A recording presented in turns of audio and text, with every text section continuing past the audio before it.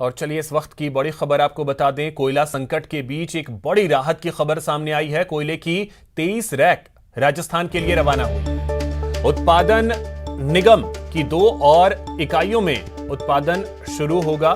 कोटा की 2 इकाइयों में भी जल्द उत्पादन शुरू हो जाएगा। एसीएस एनर्जी सुबोध अग्रवाल ने इसकी जानकारी दी है। तो जो बिजली संकट की बात थी, उसी संकट के बीच एक राहत की खबर यह आई है कि 23 रैक राजस्थान के लिए रवाना हुई है। लवली हमारे सहयोगी अधिक जानकारी के साथ जुड़ गए। लवली, क्या जानकारी? 23 रैक राजस्थान के लिए रवाना हो चुके हैं। देखिए, मुख्यमंत्री अशोक गहलोत का जो छत्तीसगढ़ दौरा था, उस दौरे का ही असर है कि उसके बाद में कोयले की जो रैक है वो रवाना की जा रही है। प्रारंभिक तौर पर जहां अभी खुदाई चल रही थी, वहां से कोयले की 23 रैक को रवाना किया गया है, जो कि देर रात तक कोटा, जयपुर और आसपास के इलाकों में जहां जहां पहुंचनी मोतीपुरा, वहां पर ये पहुंच जाएगी। और एसीएस अगर सुबोध अग्रवाल की बात को माने तो जिस तरह से पूरे प्रदेश भर में बिजली की जो किल्लत लगातार बढ़ती जा रही है, क्योंकि गर्मी बढ़ रही है, तापमान बढ़ रहा है और बिजली की खपत लगातार बढ़ रही है, तो ऐसे में उत्पादन एक बड़ा चैलेंज था। तो उस चैलेंज पर कोई फर्क नहीं पड़ेगा, ऐसा दावा जो है वो विद्युत विभाग कर रहा है, एनर्जी डिपार्टमेंट कर रहा है। लेकिन बड़ी बात यह कि 23 रैक अभी रवाना हुई है। नए स्थान पर खुदाई का कार्य अभी शुरू होना बाकी है। अगर वहां पर खुदाई का कार्य शुरू हो जाता है तो ये मान के चला जाए कि कोयले की जो बाकी जो संकट से जो राजस्थान गुजर सकता है, जो ये माना जा रहा है कि अगले 2-3 दिन का कोयला हमारे पास और शेष है, तो हमारे पास एक कोटा होगा और लगातार कोयले की अगर हमारे पास खपत रहेगी, कोयले का की सप्लाई रहेगी, तो राजस्थान में कहीं भी बिजली संकट नहीं हो पाएगा। अभी राजस्थान के कई इलाकों के अंदर बिजली संकट चल रहा है, बिजली की कटौती की जा रही है। कुछ इलाकों में 15 मिनट से लेकर के 1.5 घंटे तक की कटौती अलग अलग इलाकों में की जा रही है। लेकिन बिजली विभाग का कहना है कि मेंटेनेंस के नाम पर ही बिजली काटी जा रही है। लेकिन पूरे प्रदेश की अगर हम बात करें ओवरऑल, तो हम लोग जो है वो तापीय बिजलीघर यानी कि कोयला उत्पादन से जुड़ी बिजली पर डिपेंड है पूरे राजस्थान के अंदर। और मुख्यमंत्री अशोक गहलोत की पहल है, मुख्यमंत्री खुद रायपुर गए इस संकट को दूर करने के लिए, और उनके जाने के बाद में कोयले की 23 रैक रवाना होना, ये मुख्यमंत्री की दूरदर्शी सोच का ही परिणाम है। लेकिन बड़ी बात यह है कि अभी ये जो समस्या है इसका खात्मा नहीं हुआ है। अभी कोयले का जो उत्पादन, कोयला जो आना है जिस इलाके से जहां खुदाई होनी है, वो काम अभी बकाया चल रहा है। क्योंकि अभी केवल मुख्यमंत्री की ओर से छत्तीसगढ़ के मुख्यमंत्री ने सैद्धांतिक मंजूरी अपनी दी है, लेकिन वहां की स्थानीय समस्याएं जो है अभी भी आड़े आ रही हैं, जिसकी वजह से कोयला की जो कांटा की माइन है, वहां पर हमें जो केंद्र सरकार ने माइन अलॉट की है, वहां अभी भी जो कोयले की खुदाई है वो नहीं हो पा रही है। तो ऐसे में यहाँ राजस्थान से अफसरों की टीम को भेजा गया है, जो विद्युत उत्पादन निगम के एमडी हैं उन्हें भेजा गया है, और तमाम आला अधिकारियों को वहां भेजा गया है, जिनकी ये जिम्मेदारी है कि कोयले की जब तक दिक्कत दूर ना हो तब तक वो लोग रायपुर में, छत्तीसगढ़ में ही डेरा डाले रहेंगे। और उनकी ड्यूटी रहेगी कि छत्तीसगढ़ सरकार के साथ कम्युनिकेशन करें, मुख्यमंत्री को पल पल का अपडेट दें, पूरी जानकारी वो अपडेट करें। और उसी का परिणाम है कि 23 जो रैक है वो आज रवाना हुई है। लेकिन अभी कोयले का संकट टला नहीं है, राहत की खबर जरूर आई है, फौरी राहत इसे हम कह सकते हैं राजस्थान के लिए। लेकिन अभी इस संकट को दूर करने के लिए जो खुदाई जो होनी है और इलाकों के अंदर जहां से कोयले का उत्पादन की सप्लाई होनी है राजस्थान को, वो बहुत जरूरी होगा। क्योंकि राजस्थान जो है वो 70 से 80% जो है वो कोयला आधारित बिजली पर ही डिपेंड है। चलिए, बहुत शुक्रिया लवली आपका तमाम जानकारी के लिए।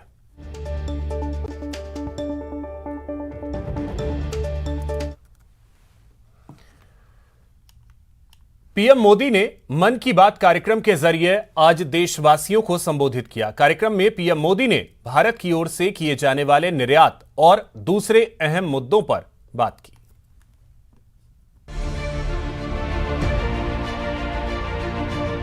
पीएम मोदी ने रविवार को मन की बात कार्यक्रम के जरिए 87वीं बार देशवासियों को संबोधित किया।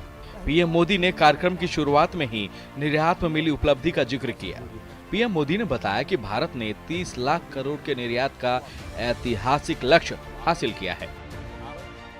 बीते सप्ताह हमने एक ऐसी उपलब्धि हासिल की जिसने हम सबको गर्व से भर दिया। आपने सुना होगा कि भारत ने पिछले सप्ताह $400 बिलियन यानी 30 लाख करोड़ रुपए के एक्सपोर्ट का टारगेट हासिल किया है। पहली बार सुनने में लगता है कि ये अर्थव्यवस्था से जुड़ी बात है, लेकिन ये अर्थव्यवस्था से भी ज्यादा भारत के सामर्थ्य, भारत के पोटेंशियल से जुड़ी बात है। पीएम मोदी ने कहा कि आज देश के अलग अलग हिस्सों के कई उत्पाद विदेशों में भेजे जा रहे हैं। विदेशों में देसी उत्पाद ज्यादा से ज्यादा दिखने लगे हैं। जो मेड इन इंडिया की ताकत और भारत के सामर्थ्य को दिखाता है। अब आप दूसरे देशों में जाएंगे तो मेड इन इंडिया प्रोडक्ट्स पहले की तुलना में कहीं ज्यादा नजर आएंगे।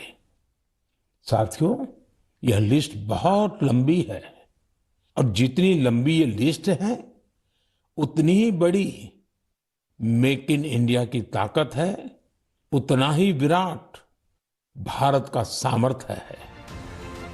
निर्यात में मिली ऐतिहासिक उपलब्धि का श्रेय पीएम मोदी ने देश के किसान और कामगार वर्गों को दिया। साथ ही लोगों से लोकल के लिए वोकल होने की अपील भी की।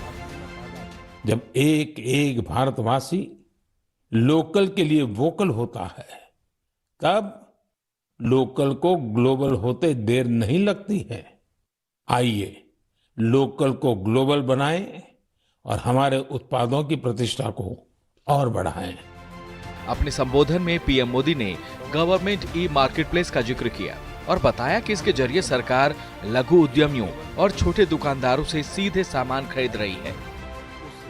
पिछले एक साल में जेम पोर्टल के जरिए सरकार ने 1 लाख करोड़ रुपए से ज्यादा की चीजें खरीदी हैं। देश के कोने कोने से करीब करीब 1.25 लाख लघु उद्यमियों, छोटे दुकानदारों ने अपना सामान सरकार को सीधे बेचा है। मन की बात कार्यक्रम में प्रधानमंत्री ने स्वास्थ्य के लिए स्वच्छता पर बल दिया, स्वच्छता के क्षेत्र में योगदान देने वालों की सराहना की और पानी के संरक्षण के लिए बच्चों से अपील भी की। रहीमदास जी सदियों पहले कुछ मकसद से ही कहकर गए हैं कि रहमन पानी राखिए, बिन पानी सब सुन। और पानी बचाने के इस काम में मुझे बच्चों से बहुत उम्मीद है। स्वच्छता को जैसे हमारे बच्चों ने आंदोलन बनाया, वैसे ही वो वाटर वॉरियर बनकर पानी बचाने में मदद कर सकते हैं। कार्यक्रम में पीएम मोदी ने अप्रैल के महीने में होने वाले कई त्योहारों का भी जिक्र किया। लोगों के साथ मिलकर पर्व मनाने और विविधता को मजबूत करने की अपील की। Bureau report, news 18 network.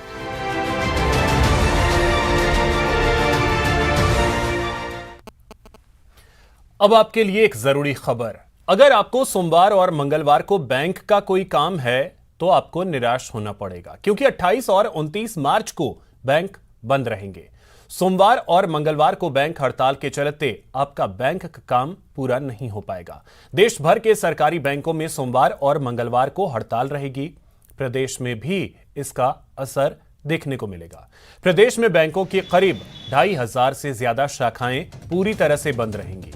हड़ताल में सार्वजनिक बैंकों के साथ सहकारी और ग्रामीण बैंक भी शामिल होंगे। इसके साथ ही एटीएम सर्विस भी प्रभावित हो सकती हैं। यह हड़ताल प्राइवेटाइजेशन के साथ साथ अन्य मांगों को लेकर की जा रही है। हालांकि प्रदेश में एसबीआई और बैंक ऑफ बड़ौदा हड़ताल में पूरी तरह से शामिल नहीं होंगे। ऐसे में इन बैंकों की शाखाओं में हड़ताल का आंशिक असर देखने को मिलेगा।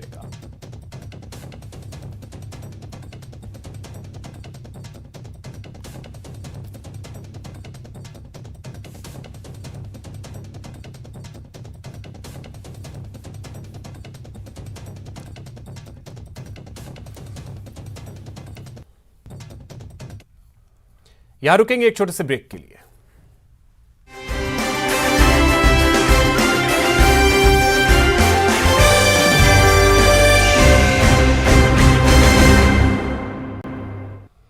ब्रेक के बाद आपका स्वागत है। बीकानेर से एक दर्दनाक खबर सामने आई। यहां बीछवाल थाना क्षेत्र के करणी औद्योगिक क्षेत्र में सेप्टिक टैंक में सफाई के दौरान 4 मजदूरों की मौत हो गई।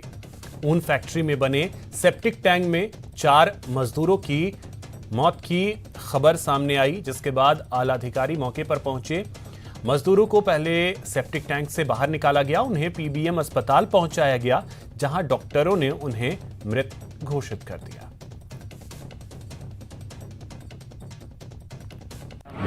दुर्घटना में मृत्यु हुई है। इसमें जो भी सरकारी सहायता लेबर लॉस के अंदर पहले एक्सपर्ट हैं और उसके अंदर सहायता मृतक परिवार के परिजनों को दिलाने का पूरा प्रयास करेंगे। प्रथम दृष्टया जो घटनाक्रम सामने आया है कि ईटीपी प्लांट था, उसके पास स्टोरेज है, वेस्टेज स्टोरेज, जहां पर क्लीनिंग के लिए 4 मजदूर कर्मी गए थे और उनकी मृत्यु हो गई है। इसकी जांच चल रही है और जैसी परिस्थिति सामने आएगी प्रकरण दर्ज किया जाएगा और पोस्टमार्टम की प्रक्रिया के लिए जो समुचित कार्रवाई की जा रही है। बीकानेर की इस घटना पर सीएम गहलोत ने दुख जताया है। मुख्यमंत्री अशोक गहलोत ने ट्वीट किया और लिखा कि बीकानेर के बीचवाल क्षेत्र में करनी इंडस्ट्रीज एरिया में ऊन फैक्ट्री में गैस रिसाव की घटना में 4 श्रमिकों की मृत्यु अत्यंत दुखद है। शोकाकुल परिजनों के प्रति मेरी गहरी संवेदनाएं हैं। ईश्वर उन्हें यह आघात सहने की शक्ति प्रदान करें, दिवंगतों की आत्मा को शांति प्रदान करें।